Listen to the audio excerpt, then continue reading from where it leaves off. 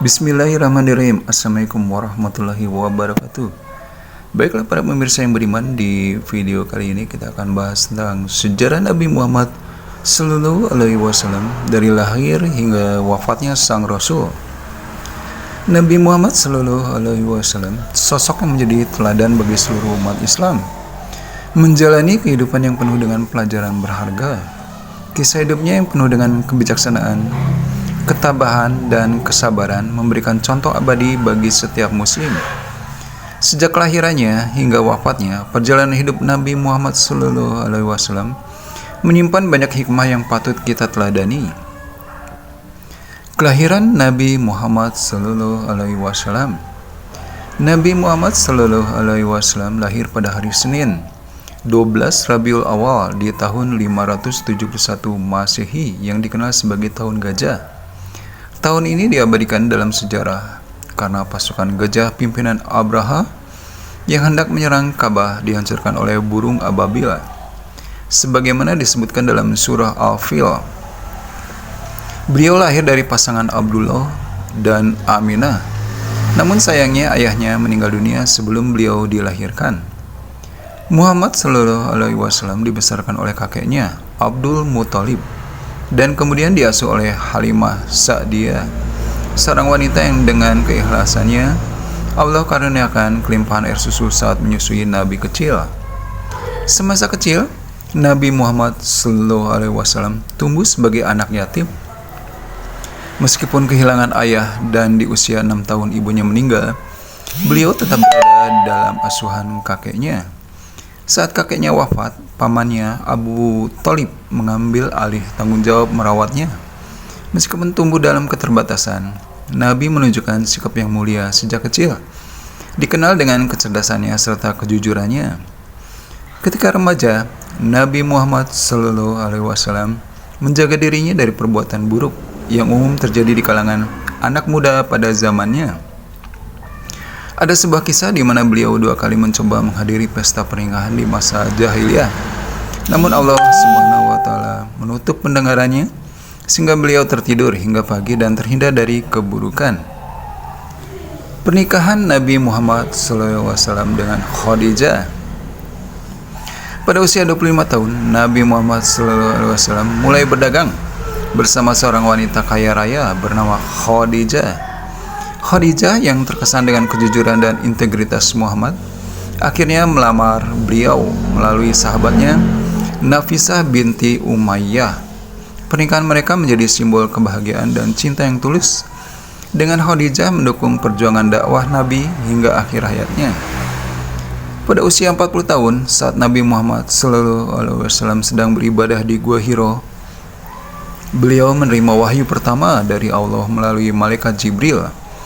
Ayat pertama yang diturunkan adalah surah Al-Alaq ayat 1-4 yang memulai peran beliau sebagai rasul terakhir.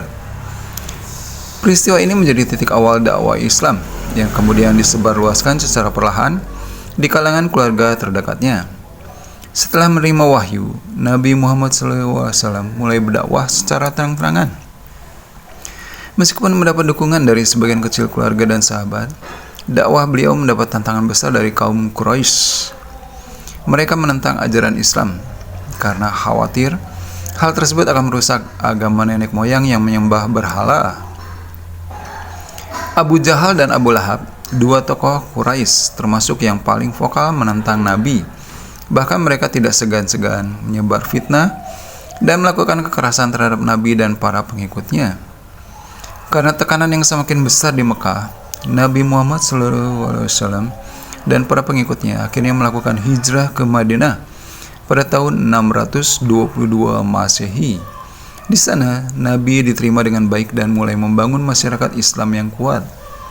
Pada tahun kedua Hijriah, perintah zakat dan kurban mulai disampaikan kepada umat Islam sebagai bagian dari ajaran untuk berbagi dan membantu sesama. Wafatnya Nabi Muhammad SAW pada bulan Safar tahun 11 Hijriah. Nabi Muhammad SAW mulai jatuh sakit. Beliau menderita demam tinggi selama beberapa hari hingga akhirnya berpulang ke rahmatullah pada usia 63 tahun di pangkuan istrinya, Aisyah. Rasulullah wafat pada hari Senin 12 Rabiul Awal, hari yang sama dengan kelahirannya. Kewafatan beliau merupakan duka yang mendalam bagi seluruh umat Islam. Namun ajaran dan teladannya terus hidup hingga kini. Mukjizat Nabi Muhammad SAW. Allah Subhanahu wa taala memberikan mukjizat luar biasa kepada Nabi Muhammad SAW yang tidak hanya menunjukkan kebesaran Allah, tetapi juga mendukung kebenaran ajaran Islam. Salah satu mukjizat yang paling terkenal adalah peristiwa pembelahan bulan yang terjadi ketika kaum Quraisy menantang Nabi untuk menunjukkan bukti kenabiannya. Selain itu, mukjizat lain seperti air yang mengalir dari jari-jari Nabi dan makanan yang melimpah meskipun jumlahnya sedikit semakin memperkuat keimanan para pengikutnya. Islam dan dunia baru yang diciptakan. Seorang penulis Amerika Serikat, Lathrop Stoddard, menulis buku The New World of Islam yang sudah klasik. Pada waktu itu, buku tersebut atas saran Presiden Soekarno diterjemahkan ke dalam bahasa Indonesia dengan judul Dunia Baru Islam tahun 1966. Bung Karno memberi kata pengantar dan sebelumnya meminta tim penerjemah agar menambahkan satu bab khusus tentang perkembangan dan kebangkitan Islam di Indonesia. Stoddard memulai tulisannya dengan pengungkapan bahwa bangkitnya Islam pertama kali di bawah pimpinan Nabi Muhammad ialah suatu peristiwa yang sangat menakjubkan dalam sejarah umat manusia. Dalam waktu 1 abad saja, dari gurun tandus dan suku bangsa terbelakang, Islam telah tersebar hampir meliputi separuh dunia, mengadakan revolusi berpikir dalam jiwa bangsa-bangsa, dan sekaligus membina suatu dunia baru, dunia Islam. Sejarah mencatat Nabi Muhammad SAW lahir di Mekah pada 12 Rabiul Awal tahun Gajah 571 Masehi. Setelah Nabi hijrah dari Mekah ke Madinah, yang pertama dibangun ialah masjid sebagai pusat dakwah dan pembinaan umat yang sekarang dikenal sebagai Masjid Nabawi.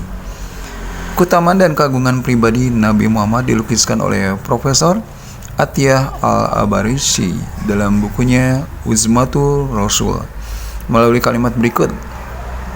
Dalam pribadi Nabi Muhammad SAW ditemukan sifat keberanian Nabi Musa, sifat kepemurahan Nabi Harun, sifat kesabaran Nabi Ayub, sifat keteguhan Nabi Daud, sifat keagungan Nabi Sulaiman, sifat kegembiraan Nabi Yahya, dan sifat kasih Nabi Isa alaihissalam.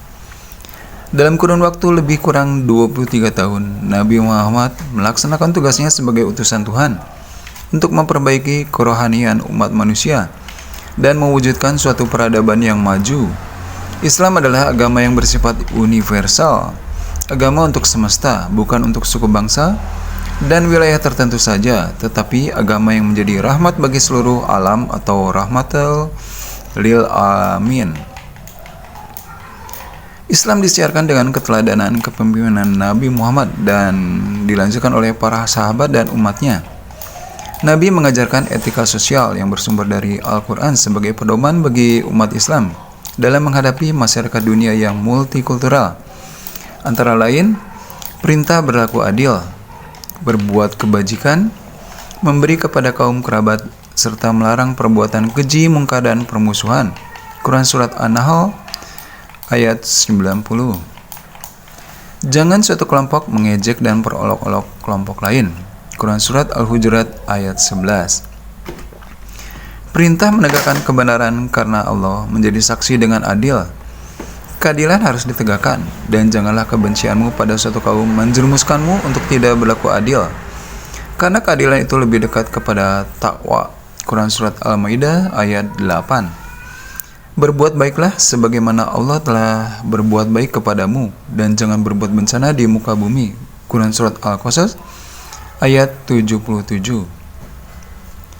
Islam diperkenalkan kepada berbagai bangsa melalui kekuatan dakwah, bukan menggunakan cara-cara kekerasan, pemaksaan, apalagi kekuatan senjata. Nabi Muhammad sebagai pimpinan negara di Madinah tidak pernah mengirim suatu ekspedisi pasukan untuk memaksa orang-orang non-muslim supaya memeluk agama Islam. Pengertian dakwah Islamiyah ialah memindahkan umat dari satu keadaan ke keadaan yang lain. dari satu situasi ke situasi lain.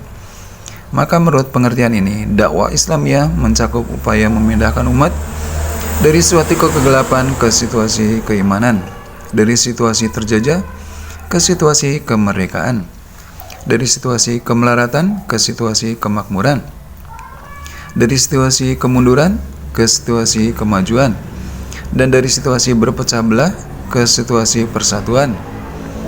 Dakwah menurut Profesor Osman Ralibi diartikan sebagai upaya merubah seseorang yang jahat menjadi soleh, yang maksiat menjadi taat, yang bodoh menjadi berpengetahuan, yang miskin menjadi berkecukupan, yang berpangku tangan menjadi manusia yang membangun. Semua itu adalah dakwah Islamiyah. Karena itu dakwah mempunyai arti pembentukan individu, pembinaan umat, pembangunan bangsa dan negara. Ringkasnya, dakwah Islamiyah adalah usaha merubah keadaan yang negatif menjadi keadaan yang positif. Oke, para pemirsa yang beriman, sampai di sini dulu histori tentang Nabi kita, Nabi Muhammad Sallallahu Alaihi Wasallam. Mudah-mudahan bermanfaat. Sampai jumpa di video kami yang sangat bermanfaat. Wabillahi taufiq wa hidayah. Wassalamualaikum warahmatullahi wabarakatuh.